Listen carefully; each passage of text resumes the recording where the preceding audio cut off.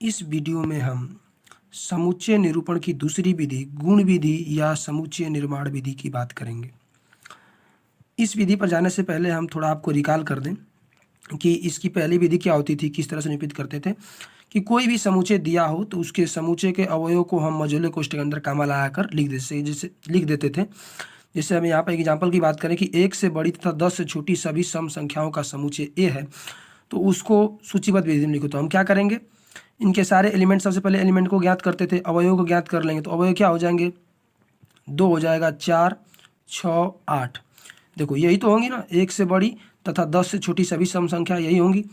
तो इनको हमें सूचीबद्ध विधि में प्रदर्शित करना है। तो क्या करेंगे, मझोले कोष्ठक के अंदर और समुच्चय की समुच्चय ए है तो ए इक्वल टू लगा देंगे और सभी अवयवों के बीच में क्या कर देंगे, कामा लगा देंगे।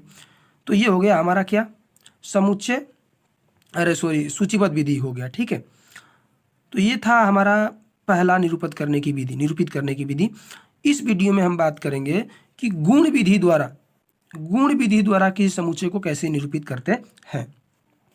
तो सबसे पहले इस विधि पर जाने से पहले, इसके नियम कानून जानने से पहले हम आपको थोड़ा इसके इंट्रोडक्शन दे रहा हूं। देखिए, इसका नाम ही है क्या, गुण विधि। देखिए दोनों विधियों में डिफरेंस क्या है उसके बाद हम आगे और सीखेंगे, पहले समझ लें। इसका नाम ही है गुण विधि। तो इस विधि में किसी समुच्चय को आपको निरूपित करना है तो उसको उसके अवयवों से मतलब नहीं है, मतलब है, लेकिन खास तौर से उनके जो अवयव होंगे, जिस समुच्चय को हमें गुण, मान लो समुच्चय ए है, इसको हमें गुण विधि में निरूपित करना है तो इसके जो भी अवयव होंगे, जो भी ए टू जेड जो भी अवयव होंगे, उन अवयवों के गुणों से मतलब है। बात समझ आ रही है। सूचीबद्ध विधि में क्या था कि सिर्फ हमें अवयव ज्ञात करना था और कामा लगा कर मझोले कोष्ठक के अंदर लिख देना था। लेकिन गुण विधि में क्या करना है कि जिस समुच्चय को हमें गुण विधि में करना है उसके जो भी अवयव होंगे, उन अवयवों के गुण, अब गुण कैसे ज्ञात करेंगे वो हम सीखेंगे। गुण का मतलब क्या, गुणों से मतलब है। बात समझ में रहा है आपको। कैसे लिखेंगे, गुण कैसे ज्ञात किया जा सकता है वो हम देखेंगे, क्या लिखने का तरीका अभी हम सीखेंगे। लेकिन मतलब समझिए करना क्या इसमें है।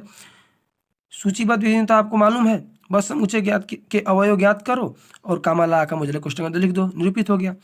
लेकिन गुण विधि में क्या करना है कि जिस समुच्चय को हमें गुण विधि में निरूपित करना है उसके ए टू जेड जितने भी अवयव होंगे, उन सभी अवयवों का एक गुण लिखना है, गुण ज्ञात करना है इस विधि में। और गुण के द्वारा ही हम लिखना सीखेंगे कि कैसे गुण विधि में किसी समुच्चय को निरूपित करते हैं। कुल मिलाकर कहने का मतलब यह है कि इसमें हम समुच्चय के अवयवों की गुणों की बात करेंगे। ठीक है, तो हम सीखते हैं कि क्या कैसे करना होता है, कैसे लिखेंगे गुण विधि में, वो अभी हम सीखते हैं। हाँ, तो मैं गुण विधि की बात कर रहा था। तो सबसे पहले हम कुछ इसमें बात कर दे रहे हैं, कुछ नोट करके आप समझिएगा। मैं लिख नहीं रहा हूँ, डायरेक्ट आपको समझा रहा हूँ। पहला क्या है कि जो भी समुच्चय, देखिए मैं आपको केवल समझा रहा हूँ, जो भी समुच्चय है इसको हमें गुण विधि में निरूपित करना है तो उस समुच्चय में भाई अवयव होंगे, एलिमेंट होंगे। तो सबसे पहला नियम है कि जिस समुच्चय को हमें गुण विधि में निरूपित करना है उसमें अवयव होंगे, तो उन अवयवों के बदले में, याद रखना गुण विधि में लिखने का नियम क्या है कि उन अवयवों के बदले में जिस समुच्चय को, मैं एक बार और बोल रहा हूँ कि जिस समुच्चय को निरूपित करना है तो उस समुच्चय में अवयव होंगे, तो उन अवयवों के बदले कोई एक चर मानना है। कोई भी चर हो सकता है, या आप x लें, y लें, कुछ भी, z तक कोई भी ले सकते हैं। मतलब उन अवयवों के बदले में हमें कोई एक चर मानना है। सबसे पहली बात यह हो गई कि जिस समुच्चय को हमें निरूपित करना है तो उस समुच्चय में अवयव होंगे, ये तो बात निश्चित है। तो उन अवयवों के बदले में हमें एक चर मानकर चलना है कि हमें वो अवयव दिए रहेंगे समुच्चय में, लेकिन हमें उसको उन सभी के बदले, जितने भी दिए होंगे 10, 12, 20 जितने भी अवयव हों, उन सभी को हमें या तो x माने, या तो y माने, या तो z माने, इनमें से कोई, हम नॉर्मली x मानते हैं। तो उन सभी के बदले, मान लो हमें कोई एक समुच्चय दिया हुआ है जिसमें a b c 3 अवयव हैं, तो इन तीनों के बदले हमें क्या मानकर चलना है, x मानकर चलना है। पहली बात, कुछ भी मान सकते हैं, नॉर्मली x मानते हैं। ठीक है, अब समझ गए आप। दूसरी बात, जो आप x मानेंगे उसको भी सबसे पहले आप सूचीबद्ध विधि में भी मझले कोष्ठक के अंदर लिखते थे। गुण विधि में भी आप उस x को किस में लिखेंगे, मझले कोष्ठक के अंदर लिखेंगे। दो बात हो गई। सबसे पहले आप इन सभी अवयव के बदले कोई भी एक चर मानेंगे, उस चर को मझले कोष्ठक के अंदर लिखेंगे। दो बात हो गई। तीसरी बात क्या है कि उस चर को कोई भी आप ले सकते हैं, यहाँ पर एक्स वाई जेड कुछ भी, नॉर्मली एक्स लेकर चलते हैं, ठीक है। इतना करने के बाद तीसरा स्टेप है कि आपको जो आप एक्स लिखें, ये एक्स ध्यान रखना, यहाँ पर जो भी आप लिखोगे वो किसको डिनोट कर रहा होगा, जिस समुच्चय को हमें निरूपित करना है उन सारे एलिमेंटों के बदले में यहाँ पर लिखा गया है। भाई सूचीबद्ध में एलिमेंटों को डायरेक्ट लिख देते थे और कामा लगा लेते थे, लेकिन गुण विधि में हमें क्या करना है कि जो भी अवयव है उन अवयवों के बदले हमें एक्स लिखना है। कोई पूछे कि ये एक्स क्या है या यहाँ पर वाई लिखो, तो कोई पूछे वाई क्या है, तो आपको बता देना है कि वह वाई क्या है। जो हमें समुच्चय दिया रहेगा उन समुच्चय के सभी अवयवों को निरूपित करने का ये एक्स निरूपित कर रहा है। तो पहला ये हो गया। दूसरा नियम क्या है कि एक्स को मझले कोष्ठक के अंदर लिख देना, ये हो गया। तीसरा नियम मैं बता रहा था कि जब आप ऐसा आप कर लेंगे तो तुरंत उस चर के बाद कोलन साइन, इसको बोलते हैं मैथ में सच डेट का प्रयोग करना है, ठीक है, ये आपको करना है। और लास्ट स्टेप है, देखो पहला क्या करना है, चर मानना है, उसके बाद उसके मझले कोष्ठक के अंदर लिखना है, और उसके बाद तुरंत चर के बाद तीसरे स्टेप में आपको कोलन चिन्ह का सच डेट का प्रयोग करना है। और लास्ट स्टेप है कि जब आप ऐसा कर देंगे, एक्स सच डेट का अर्थ बताता है इस प्रकार, मतलब एक्स ऐसन बा, भोजपुरी लोग क्या बोलते हैं कि एक्स ऐसन बा या एक्स ऐसा है, ठीक है। तो एक्स सच डेट, अब यहाँ पर क्या लिखना है बात को समझिएगा, इतना तो आप समझ गए। अब एक्स सच डेट के बाद तुरंत ये जो एक्स है, यह एक्स क्या है, जो हमें समुच्चय दिया रहेगा। मान लो समुच्चय ए है, तो ए के ये अवयव को प्रदर्शित कर रहा है, तो उन अवयवों के गुणों को अर्थात एक्स के गुणों को यहाँ पर लिखना है। तो एक्स के गुणों को प्रदर्शित करने का जनरलाइज फॉर्म है पी ऑफ एक्स, या बहुत सारे किताबों में लिखता है क्यू ऑफ एक्स। अगर यहाँ पर वाई मानेगा तो पी ऑफ वाई हो जाएगा, क्यू ऑफ वाई हो सकता है। मतलब आप समझ गए, कोई भी चार स्टेप आपको समझना है। मैंने आपको चार मत तोड़ के बताया, करना मतलब लास्ट में ये इस तरह से मैंने तोड़ के बताया।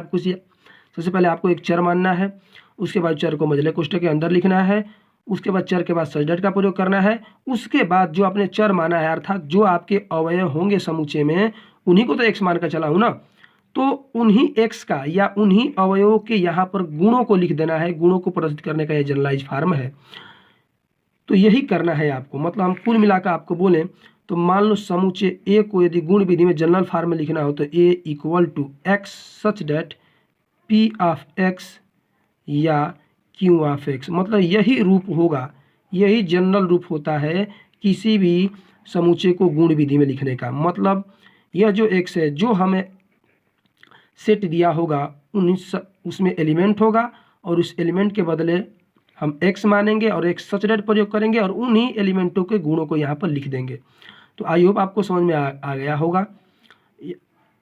अगर आप इसको कार्यविधि को लिखना चाहते हैं तो यहाँ से आप लिख सकते हैं, जो मैं आपको दिखा दे रहा हूँ। कार्यविधि में आप लिखना चाहें जो मैंने बताया उसको यहाँ पर लिख सकते हैं कि मझले कोष्ठक के अंदर एक्स लिख कर प्रतीक सच डेट लगाएं तथा उसके बाद उस गुण को लिखिए जो उस समुच्चय के सभी अवयवों पर लागू होता है। जो मैंने आपको चार स्टेप बताया ना, उसी चीज़ को हमने यहाँ पर लिख दिया है, ठीक है। तो अब हम देखेंगे एक एग्जाम्पल से माध्यम से कि सब कुछ तो आप बच्चे कर लेते हैं, प्रॉब्लम कहाँ आती है कि इतना सब कुछ करते हैं, मझले कोष्ठक के अंदर एक सच डेट भी लगा लेते हैं, लेकिन गुण कैसे लिखें वो दिक्कत होती है, ठीक है। तो हम एग्जाम्पल के माध्यम से सीखेंगे कि गुण का मतलब वो एक्चुअल में क्या कहता है। हाँ, तो मैं आपको पीछे बता रहा था कि अगर मान लो कोई भी सेट ए है, उसको यदि हमें समुच्चय निर्माण विधि में या गुण विधि में लिखना है तो उस सेट को बच्चे यहाँ तक तो कर लेते हैं। जैसे यहाँ पर इसको लिखना है तो एक्स सच डेट लगा लेते हैं, लेकिन जब इस समुच्चय के गुण लिखने की यहाँ पर बात आती है तो वहाँ पर थोड़ी सी दिक्कत होती है बच्चों को। तो गुण लिखने का क्या मतलब है उस चीज़ को हम एग्जाम्पल के माध्यम से समझते हैं। जैसे मान लीजिए यहाँ पर कोई एक सेट है, ये हमें एक सेट, इसको हमें समुच्चय निर्माण विधि में लिखना है। तो समुच्चय निर्माण विधि में लिखने को तरीका मैंने आपको बताया है। आप यहाँ पर लाएंगे एक्स सच डेट, अब हमें इसका गुण लिखना है। ये जो सारे एलिमेंट हैं इन सारे एलिमेंटों को यहाँ पर गुण लिखना है।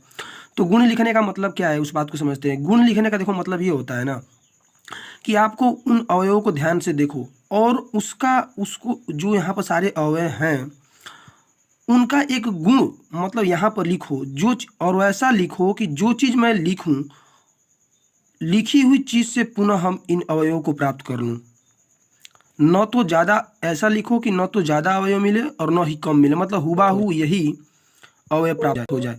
मतलब ऐसा हमें यहाँ पर इसका एक गुण लिखना है। तो आप ध्यान से देखोगे तो हम इसका गुण हम ये भी लिख सकते हैं कि एक्स सच डेट एक्स, मतलब ये जो एक्स है इन सारे अवयव को बता रहा है, ए ई आई ओ यू को, और वही एक्स मतलब कि एक्स सच डेट एक्स एक क्या है, एक्स अंग्रेजी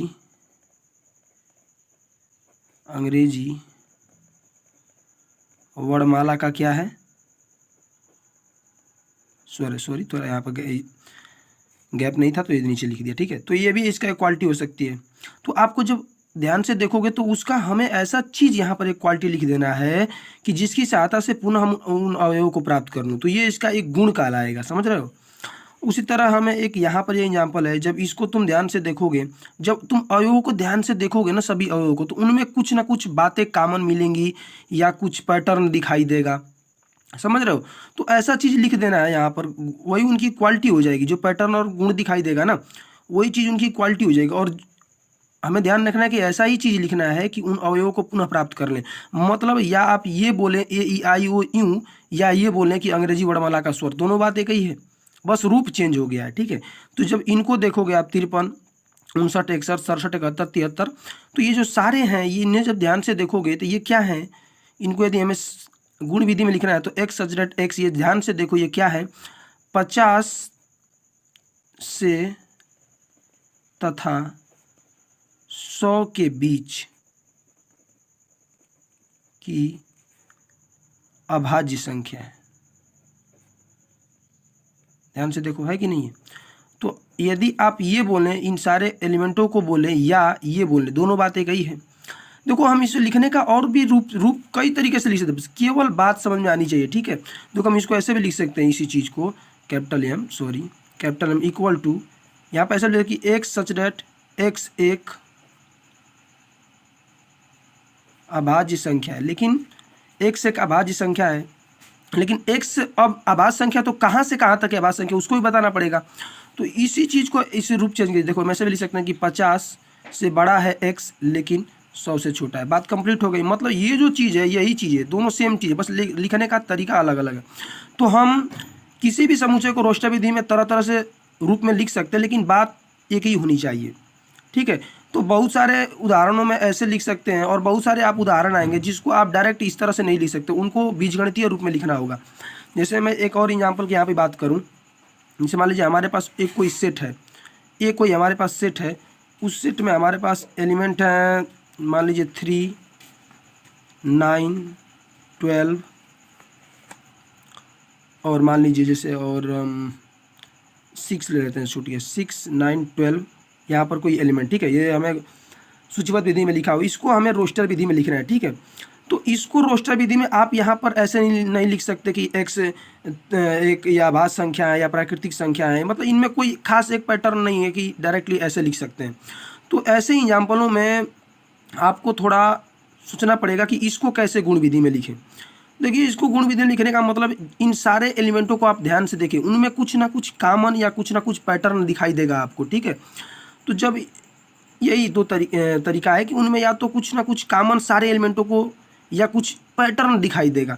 जब तुम ध्यान से देखो कि ये सारे एलिमेंट क्या है, 3 के मल्टीपल है, अर्थात कहने का मतलब 3 को हम 3 × 1 लिख सकते हैं, और 6 को हम लिख सकते हैं कि 3 × 2 लिख सकते हैं, 9 को 3 × 3 लिख सकते हैं, 12 को 3 × 4 है। सभी एलिमेंट देखो, सभी में 3 कांस्टेंट है, मतलब 3 तो है, और सभी में एक बार 1 से मल्टीपल हो रहा है, 2 से, 3 से, 4 से, मतलब ये पैटर्न इसमें देखो, अभी से पैटर्न मिल गया ना कि 3 सभी में है, और एक बार 1 से मल्टीपल, एक बार 2 से, एक बार 3 से, 4 से, ये से मल्टीपल होता है, एक पैटर्न की तरह हो गया। तो ये इसका अब एक क्वालिटी हो गया। मतलब कि इसको यदि हमें गुण विधि लिखना हो तो इसको एक्स सच डेट, अब देखो ये जो एक्स है, ये जो एक्स है, ये 3, 6, 9, 12 को रिप्रेजेंट कर रहा है, और सच डेट, अब हमें कहीं क्वालिटी है, मतलब जब अब क्वालिटी कैसे ढूंढेंगे, मैं बार बार बता रहा हूँ कि इन एलिमेंटों को जब तुम ध्यान से देखोगे तो उनमें कुछ ना कुछ पैटर्न या कुछ कॉमन चीज़ें मिलेंगी, जब इंटरली ध्यान से देखोगे, थोड़ा सोचोगे तो, ठीक है। तो देखो इसको कैसे लिख सकते हैं कि X such that X equal to 3n। अब इसको हमने क्या लिख दिया, x इक्वल टू 3n।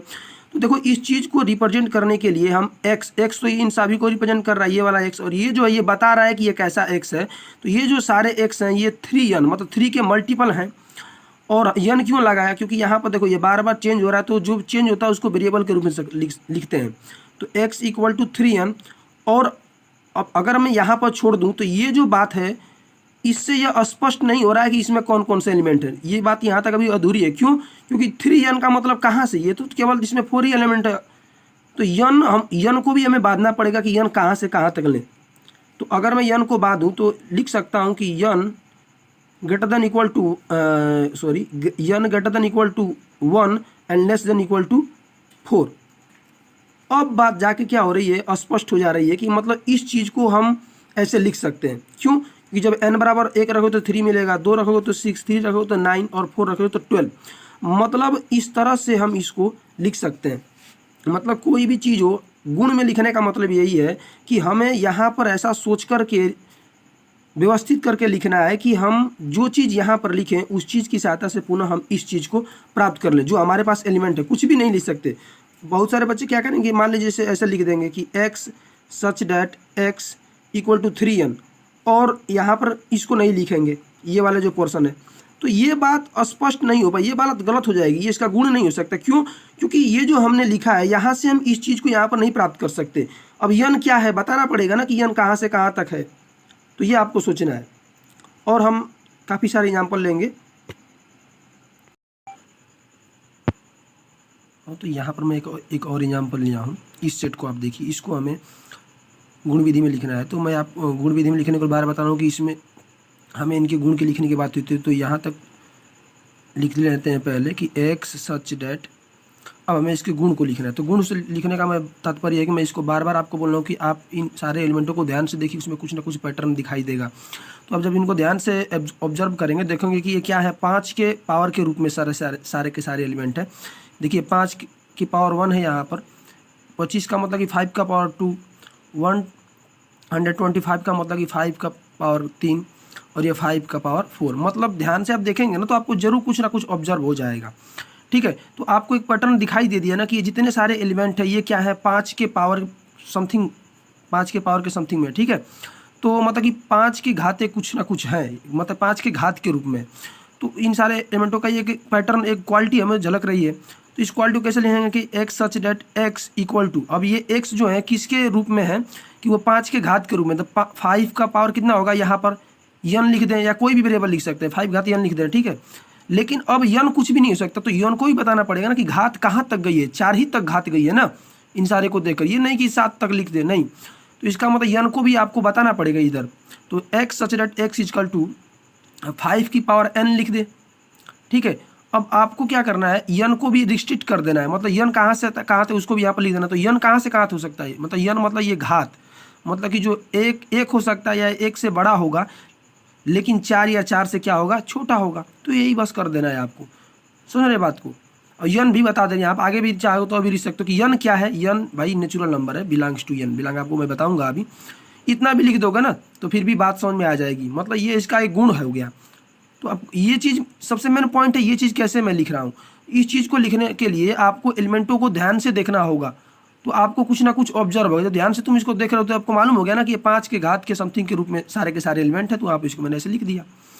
और सारे एग्जाम्पल की बात करूँ, जैसे मैं एक और एग्जाम्पल, मान लो मैं एक और सेट ले रहा हूँ। उस सेट में मान लो हमारे पास 1 है, 1/2 है, 1/3 है, 1/4 है, ऐसे डैश डैश तक अनंत तक ऐसे है। ठीक है, इसको हमें गुण विधि में लिखना है। ठीक है, तो गुण विधि में लिखने का तरीका मैं आपको 12 बता रहा हूँ कि x सच डैट।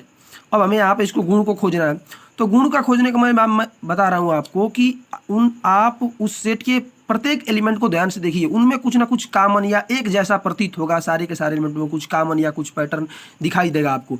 तो जब आप इसे देख रहे हैं तो आप ध्यान से देखिए कि इसके जो ऊपर हैं, जो न्यूमरेटर में है, उनमें प्रत्येक में 1 1 है, और नीचे भाई 1 को 1/1 भी लिख सकते हैं, कोई बात नहीं, फर्क नहीं पड़ेगा।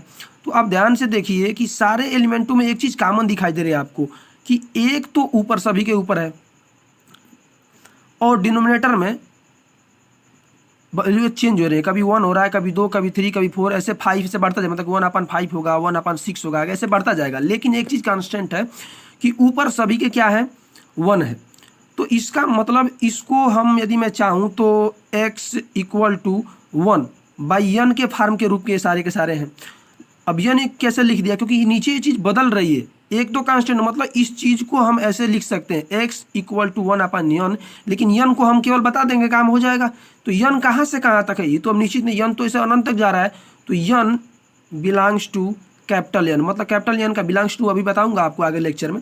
मतलब n बिलोंग्स टू n कहने का मतलब n जो है पूरा कोई भी नेचुरल नंबर हो सकता है, कोई भी प्राकृतिक संख्या नीचे हो सकती है, मतलब ये जो n है यहाँ पर कोई भी प्राकृतिक संख्या हो सकती है। तो आप जब रखोगे n बराबर, तो x बराबर आपको क्या मिलेगा, 1/1 मिलेगा, 2 रखोगे तो 1/2 मिल जाएगा, 3 रखोगे तो 1/3, ऐसे सारे के सारे ये चीज़ मिल जाएंगे। तो इसका मतलब इस चीज़ को ऐसे हम रिप्रेजेंट कर सकते हैं। तो ऐसे बहुत सारे उदाहरण हो सकते हैं, आप करेंगे, ठीक है।